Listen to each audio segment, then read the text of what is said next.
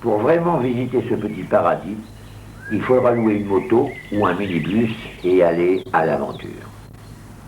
Tu découvriras chaque jour au hasard du chemin des choses surprenantes. Quel temps fait-il en Indonésie, en juillet?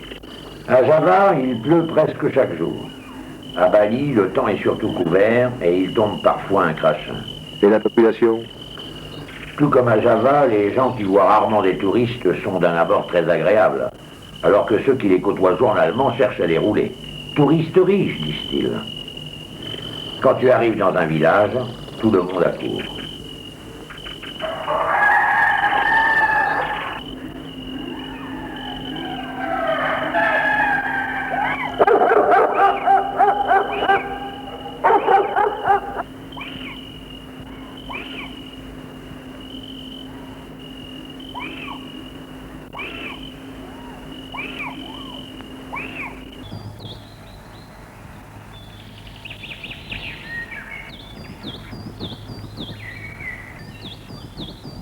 On assiste fréquemment à la fabrication artisanale de pâtes alimentaires qui sèchent au soleil.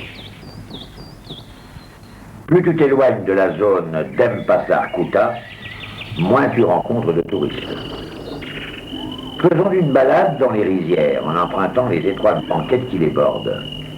Attention, si tu glisses, tu as de la boue jusqu'au genou. Il y a ici 2 récoltes par an, et on peut voir côte à côte les rizières à leurs différents stades de croissance.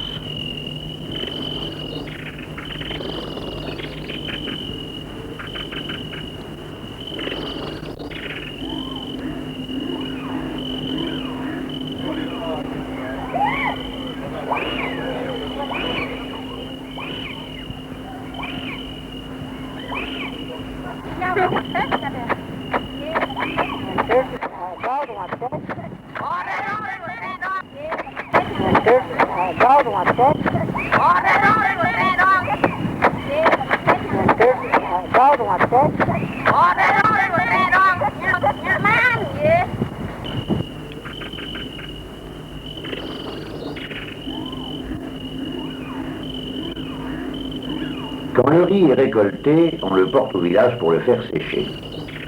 Puis on le décortique. Là aussi, toute la population est heureuse de se faire photographier.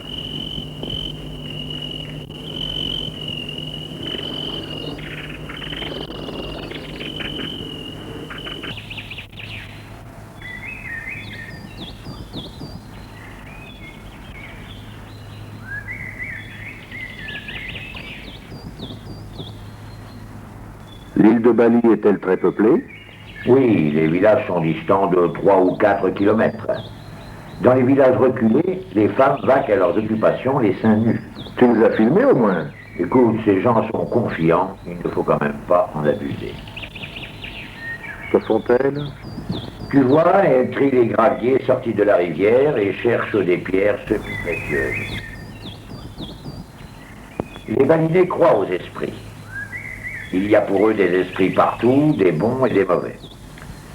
Des jeunes femmes préparent des offrandes contenant quelques grains de riz, un morceau de banane, quelques pétales de fleurs. Et qu'est-ce qu'elles en font? Ces offrandes sont matin et soir offertes aux dieux et aux esprits. Elles seront déposées aux différents temples de leur maison, à l'entrée de leur demeure, pour que les mauvais esprits n'y rentrent pas. Ou, si c'est un magasin, pour que les clients entrent nombreux. On en trouve aussi au bord de la route. Même le chauffeur de taxi ou de bus déposera une offrande sur la place avant de son véhicule pour qu'il n'ait pas d'accident. Au hasard d'une traversée de village, on t'invite parfois à rentrer. Il faudrait toujours avoir sur soi des cigarettes, des bonbons et autres menus cadeaux. Ces gens sont tellement sympathiques. Les combats de coqs, interdits à Denpasar, sont toujours organisés dans ces villages. Chaque maison a plusieurs hôtels dédiés aux différents esprits.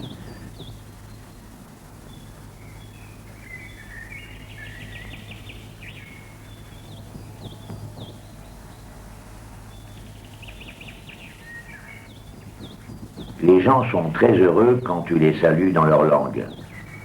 Salamat tinggal, au revoir. Salamat jalan, bon voyage, répond-il.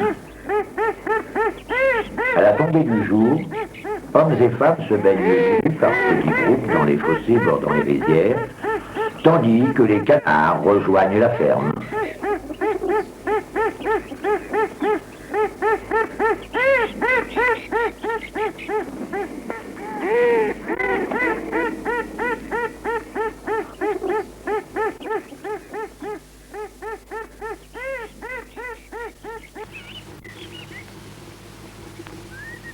Et ici, elle cherche des pierres semi-précieuses? Non, ici, elle ramasse simplement du gravier pour entretenir les routes. Tu vois, elle ne trie pas ce qu'elles sortent de l'eau.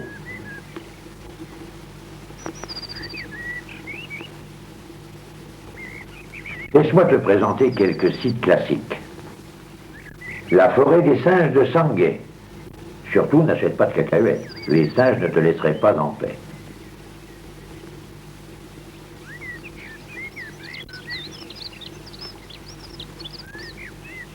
Le temple de Bédégoul. Le prêtre nous a fait signe de ne pas déranger la cérémonie. C'est ici que le zoom est bien utile. Les balinaises viennent au temple portant des paniers d'offrandes sur la tête. Les prêtres bénissent ces offrandes dont les parfums nourrissent symboliquement les dieux. Une fois la cérémonie terminée, les offrandes seront rapportées à la maison pour y être mangées.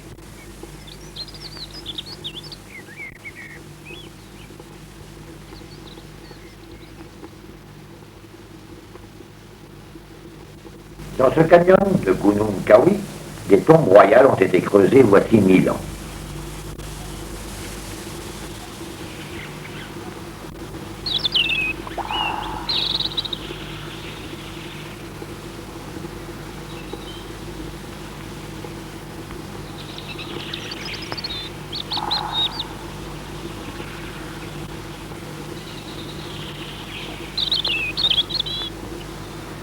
Le temple de Kintamani.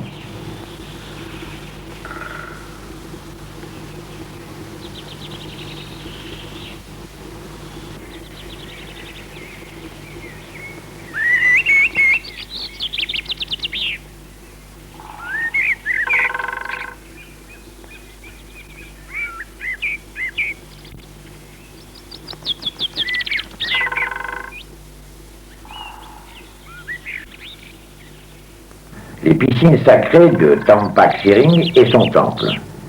Comme je te le disais, chaque jour, au hasard du chemin, tu tombes sur une fête.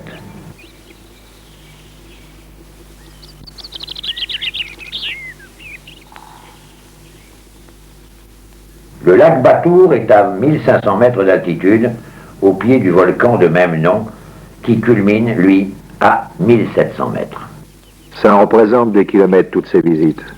Tu loues un minibus avec chauffeur et tu reviens chaque soir à l'hôtel après avoir parcouru 150 à 200 km.